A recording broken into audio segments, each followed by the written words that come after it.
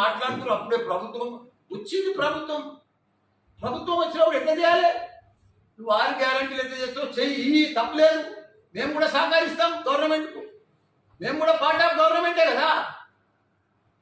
కానీ ఇంత దౌర్జన్యం ఏందా? వాడిని కూరగొడతాం, నీ అంతు చూస్తాం, నీ పని చూస్తాం. ఇదే నేను ఏడగుండే ఇట్లా వాళ్ళు గెలిచిన లెక్క తిరుగుతున్నా ఓడిపోయినప్పుడు.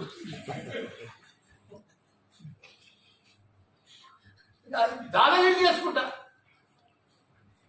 అంటే దాదాగిరి దేనికోసం?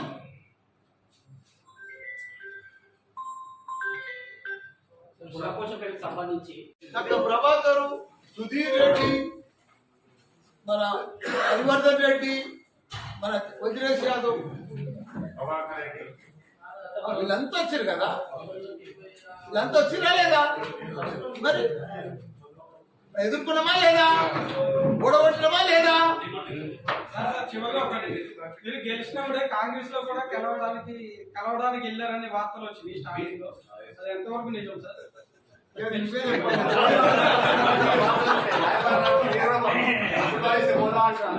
ఇప్పుడు ఎంపీకి మీ కుటుంబ సభ్యులు